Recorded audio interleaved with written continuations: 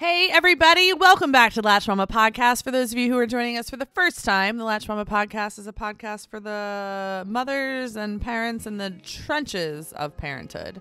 Today, we are going to talk about the number one thing that I wish people would have told me before I had babies. You're listening to Latched Mama Podcast. I'm your host, Melissa Wirt, busy mom of 6 and owner of LatchedMama.com. Join us each week as we talk about pregnancy, breastfeeding, postpartum, and all things motherhood. Hi, friend. Hi. So I talk about this all the time, especially to people here at Latched Mama or people in my life who come to me in this like really kind of frantic state of, oh my gosh, this is happening with my kid and it's really hard and I don't know what to do. You know, I think that there are probably things that neurologically and physically happen with our kids that need to be addressed immediately when they happen, or, you know, you do have a sixth sense as a parent, or you know your gut instinct that something is wrong. But what nobody really taught me is like kind of the ebbs and the flows of child development. And I am not an expert, not a scientist, just have 6 kids, been parenting for about a decade now. So I have lived experience on this, but we haven't really called it anything in our house, but it's like the grumpies. Yeah.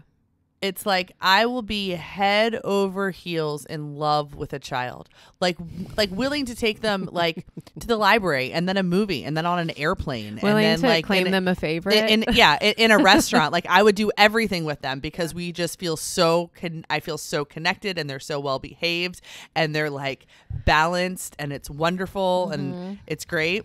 And then that'll be like, I don't know. Depends on the kid. Like 4, 6 weeks, 8 weeks long, maybe. And then all of a sudden, they'll be, for the lack of a better word, a monster. Yeah. And nobody explained that to me.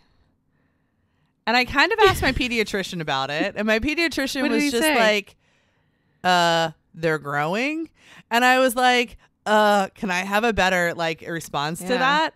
But it's almost like, and it happens from, I think we talk about those wonder weeks maybe when they're infants, and then we forget about the fact that I'm pretty sure those wonder weeks continue through adulthood, maybe. Yeah. I mean, I have wonder weeks now. I have weeks where I don't want to freaking do anything. Yeah. No, I and agree. maybe we call them hormones when we get older. I don't know.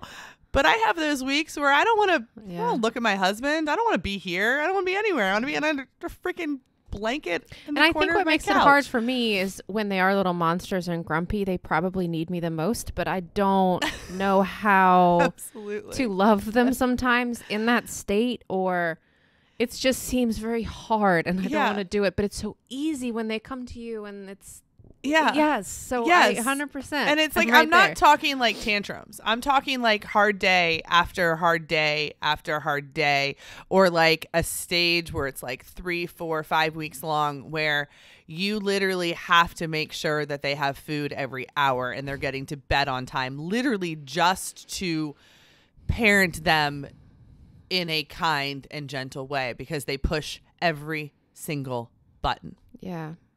Well, they're like very rude and disrespectful, and I'm wondering why that's coming out. I'm trying to look at it like, what are we missing here? What are you lacking? What am I not doing? What do you need? Like, but I don't know. It's like, and I think you're so right that they absolutely need us more then, because they probably feel very out of control. But all you get is the one word answers. Yeah, and you get like the crying. Fine. Are you okay? Fine. No, and it's really funny because I can look at my girls, which is really interesting, and I don't have any idea if there's any scientific stuff about this. I like the made up words. I make up words all the time. But you know, Caroline will look at me and I'll say, "Sweetie, why are you crying?" And she'll say, "I don't know." And she'll just kind of fall into my arms and I'll hold her and we'll make some jokes about how girls sometimes cry. I mean, boys cry too. But it's almost like the boys, where we have never shunned crying. We've never said that crying is not okay. We've embraced it in whatever the children bring to us in terms of their sex, gender, whatever. But the girls almost can fall into that crying more and just cry. Like, I'll just hold them and they'll cry. The boys can do it too, but it's almost like there's this angry side to it too. Well, I don't think that sometimes I see with all my kids, they don't know what to do with their emotions. Yeah. So sometimes it's crying, but they don't want to cry, but they want to just be angry. Like Gabe the other day, he's like, I'm a little bit more than a little bit angry. Oh, I love what that. Does that mean, buddy? Like, are you okay? Like, and he's just not sure what to do with this, like, feeling in his body, you know, it's because I took away his TV cord. Yeah. But, you know. It's so funny because I feel like they do. It's seemingly getting a little bit easier, but here's the deal. I'm not to the stage where they have raging hormones yet. I'm at like the 11-year-old stage, which is where my oldest is, who's always been my hardest with this, because he's a little bit he's like more emotional than the rest of them. But he's slowly being able to recognize when he's kind of in that stage, as am I. Like, and I do cater to it a little bit more. I do make sure there's more snacks in the house because eating always. And I truly think my pediatrician was right. They're just growing. They're going to grow in these ups and downs where they're going to need more sleep. They're going to need more food. And when they don't get whatever they need, it just starts spiraling. But, he's been fine, but it's also like it changes in schedule sometimes can spur it on all of them. I think that probably goes into the sleep stuff. But on Sunday we had this really long weekend. Oh my God. And they had been lovely human beings all weekend. And we got in the car and we drove to my in-laws' river house to celebrate my mother-in-law's birthday, and we were surprising her, which is a whole big thing because is it really a beautiful surprise when you show up with 6 kids who have been, you know, in the car for 2 hours and unnapped? I mean, I think she really did enjoy it, but I was also very kind of controlling of the situation because I wanted to make sure that the boundaries stayed in place, like that we didn't mess up the condo. Like it was just, we were trying to be anyways. But on the way home, Nathan is fighting like heck with his brother. So they're 20 months apart, the 2 oldest boys, and they're in the back and they'd been on screens for the whole drive and it had been a wonderful bad weekend. But all of a sudden Nathan goes, I dislike you more than any other human being in this world, to Alex. And I looked at Eric and we both just really smiled and laughed because he didn't say hate. He didn't call his brother stupid. Like he didn't go after the words that he knows are wrong in our family. But he was very clear that he disliked his brother more than any other person on the planet. And that's progress. That I feel like is progress. Like, feel free, say whatever you want. You didn't tell him you hated him. You didn't use the bad word that we have in the family. Like, so I feel like they can start to recognize it. But in those early years, I always would take it on with, why don't I like my child right now? And like, why did I like them before? And what is wrong with me? And like, is this a me thing? Do I need to eat better? Do I need to sleep? Do I need to go for a walk? And I think all of those things probably are always true because I think they always can help. But once I started accepting the fact that literally these little kids are growing at such a rapid rate that they're going to feel out of control sometimes. Yeah.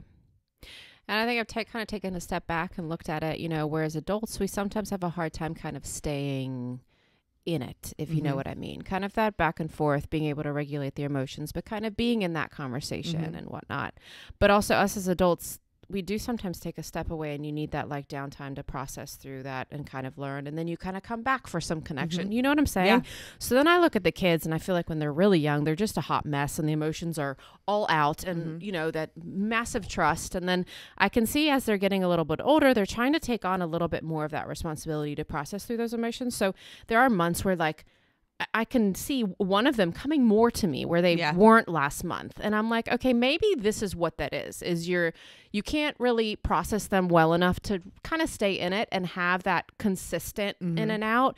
They more so retreat for quite a while. And I'm like, okay, well, maybe you need that time. But then I'm like, are you okay? Do I need to, you know, am I not doing something? So and then they're back in it with you trying to get their fill. And then they go back and process it. And I'm like, maybe that's what it is. You know? Maybe we should be reading books on child development instead of just having lived experiences.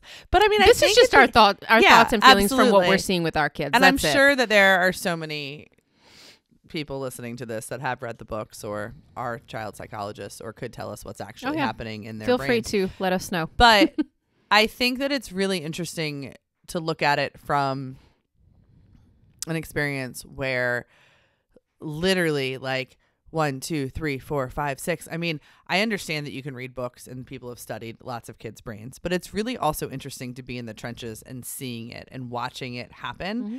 And I realize too, like when I'm in this sweet spot of childcare, we have multiple nannies in my life, and it's really interesting because when the kids feel seen and heard and loved and held, even on those terrible, terrible days, months, weeks, you know, as they're going through this little loving, like this little growing phase, they do better through it. Yeah.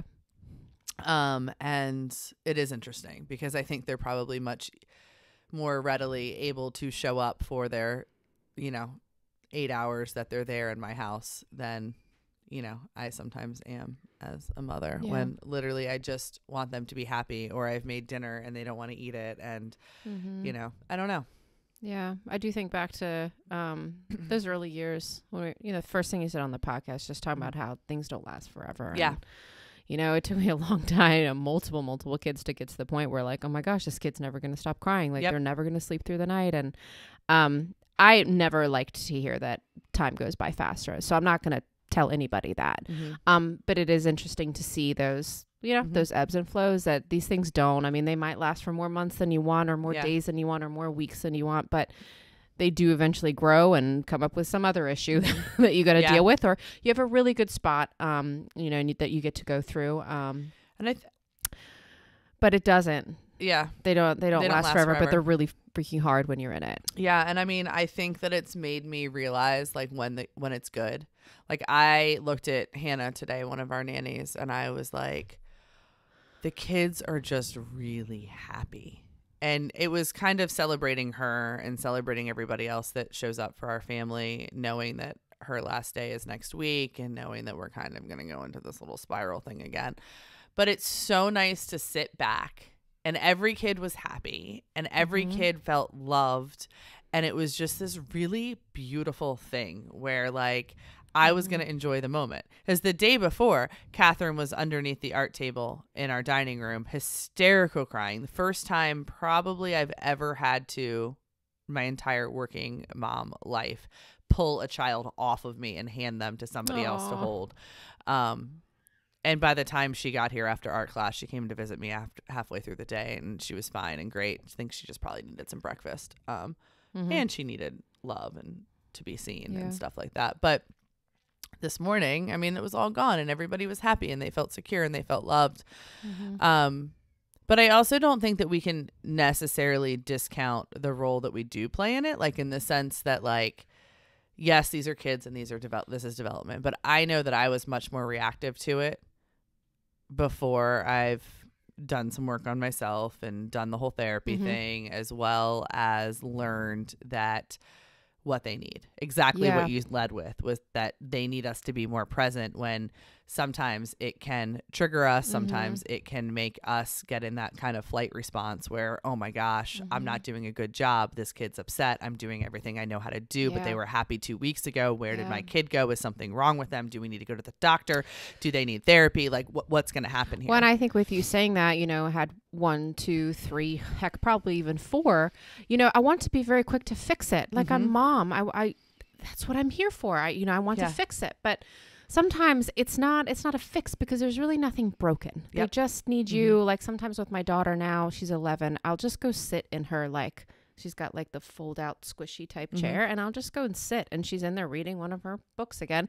And we just sit, and eventually like we start chatting, but we're not really looking at each other. Like I'm under her bed or whatever, but I'm just like physically there. So I'm not necessarily solving or fixing something. It's just a presence. Like sometimes they just want you, like just come and be near me. I don't really know what to say or do, but I'd be so quick to try to fix it, and that would cause so much anxiety in me. Absolutely. Versus just, hey, this just could be a time where it's just difficult. I wish somebody, and like I know I led the podcast with this, like I wish this was what somebody had taught me. Like I wish somebody had said, you know, potty training is actually going to be a really big pain in the ass. Nobody ever told me that until I was actually in the trenches of potty training. But I also like those little things that I wish people had really been real with me about. But this is one that I don't think is talked about enough. The fact that your kid is going to go up and down and up and down and up and down, and you don't need to fix it. Like, you love them, you show up for them and what they're bringing to the table and who they are. And I think it was probably pretty true. Like I'm trying to figure out like how I reacted to it and why it set so much stuff off in me. But they do come back around. But I think we can also share those statements. I mean, because I feel like that's what I would consider a statement or a sentence saying, hey, just so you know, like you may get about 3 hours of sleep for like 6 months and you're not going to know how to function. Like you can say that to somebody and they can be like, okay, well, what do I do? Give me some help. But I actually think a lot of these things you have to go through and you have to learn. Unfortunately, and fingers crossed, we can help create this community and this support, which is really difficult. But a lot of these things, I think you have to go through them. And I think there's a lot to be said with all the different things that happen in parenting. And I know I'm kind of bringing forth my one big thing that I had to learn. But I think it's probably different for everybody. And I think that really leaning into those moments when something feels hard or it makes you want to pull away, figuring out what's happening in you. What do you need? Do you need sleep? Do you need somebody to talk to? Is this bringing up something in your own childhood? Like what is happening in those moments? Because if you can get all of those reactions that are happening in your body at that time to just dissipate a bit, just to relax, just to kind of settle down, I think it really allows you to be more present for your kids, and being present together in those moments, I think it's kind of really what gets us through things. Yeah. I don't know. I think every kid is different too. Just thinking about that and recognizing and being aware of feelings or whatever you need. Like Nora loves to write. So I got her like a mother-daughter journal that we can just write whatever down. Because she really likes to write things out and put it on paper. So it's like, this could be about her feelings. I don't even know how many journals she's finished. I think she's read them? Over like 25 journals. No, never read them. Does she save them? I'm talking front and back page. But I don't even know what's in it. Stories about her day, what she did. Do you worry at all? Like, do you wish you could read them? And we're going way off balance here, but this is really interesting to me. I know. No, I mean, Caroline sings songs, and Caroline writes songs, and all she writes about and all she sings about is heartbreak and breaking up with her boyfriend. And it sometimes bothers me because I'm like, is your heart really breaking? What's going on? So you just I wrote a bit when I was younger, so I know what I wrote down. I'm sure it's similar. I'm sure there's friends related things. Like we've had some friends issues we've had to work through. I think she writes mostly about writing and that kind of thing. But it's really anyways, cool. So she loves to write. And so I think that is a great way. If you're feeling angry, you could you can write a sentence that's really angry, and I think you feel better in your body, kind of getting it out. Yeah. If we're talking about how to dissipate some of that stuff. I mean, I think you have to feel it, and I think that's where, as parents, I think sometimes we forget that just as much as our kids are feeling big things, that we have to feel what they're bringing up in us, because that's all the part of the circle of how we're all connected to one another. So. Yeah. Anyways, so welcome to the one thing that I wish people had told me about being a mother. The ebbs and the flows, that just when you think you can't take it anymore, and just when you wonder like why you're not connecting with your kid, suddenly they come out of it and their body settles down too. And loving them through those stages and loving yourself through those stages, I think are, they're really, really important things. Yeah. And just knowing you're not alone. You got a crazy, cranky 9-year-old, or, oh my gosh, my 15-year-old's the only one that's doing these things. No. They're not. You're not alone. Because every time I've asked somebody else, same thing. I'm like, oh, okay. So I'm not a bad mom and I'm not a bad parent and I'm doing everything I can. I mean, the amount of times that I've taken away like gluten and sugar and red dye 40 and all of this stuff, which I think is all very important. And it's very important to see what your kids' triggers are and sugar and all of this stuff. It all can help. It absolutely. But you're not going to get away from the fact that there are going to be weeks and months where their body is just growing so fast that they're not sleeping or that everything feels out of sorts to them, and they're going to put it on you. And it's ours to hold and figure out what's happening in our own bodies and work through it. Yeah. Like my dad, I told you a story about Sweet We keep Gabe. ending it and I'm sorry. I keep fine. screwing up our ending. But fine. no, my quick story about Gabe. Did I tell you when he was sick? No, he was sick for like 3 or 4 days. So he hadn't swam and he wasn't sleeping and he was napping because he was sick from like 12 to 2. And he came to me at 12 at night and he was like, there is something seriously wrong with me. And I'm like, because dude, you couldn't sleep at night. You've been napping. So it's, now you struggle to sleep at night. You're not swimming, which literally helps regulate your body. And it's like, we're not just talking like normal swim practice. I mean, it's probably like 2.5, 3 miles they swim. Yeah, he swims a lot. And I'm like, buddy, there's nothing wrong. And he was like, oh. He's like, okay, that makes sense. Like, I'm glad there's nothing like really wrong with me. And I'm like, but he was so concerned. But how old is that they can realize, hey, I feel out of whack. There's something wrong with me. Mom, can you help me understand there's not something wrong with me? He's 13, but I mean, it takes. I mean, this point. So Nathan on Monday had.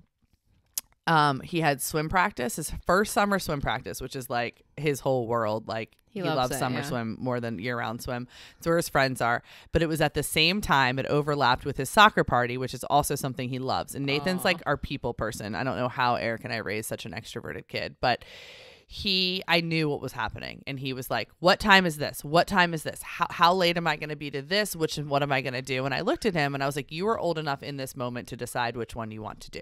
Yeah. And he was like, but I want to do both, which brought him to tears and like, I don't want to miss this. I don't want to miss that. The same time we bought him a new bathing suit, and he's kind of like a sensory tight thing person kid.